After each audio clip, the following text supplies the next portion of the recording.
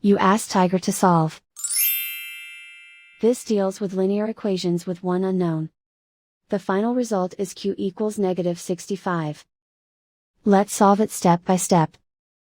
Group all constants on the right side of the equation. Add 4 to both sides. Simplify the arithmetic.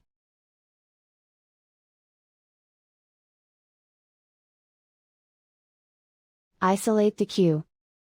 Multiply both sides by inverse fraction 5 over -1.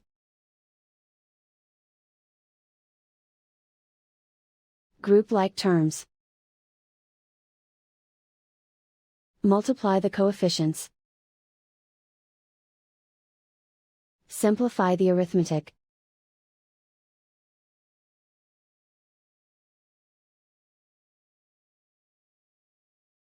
And so the final result is q equals -65.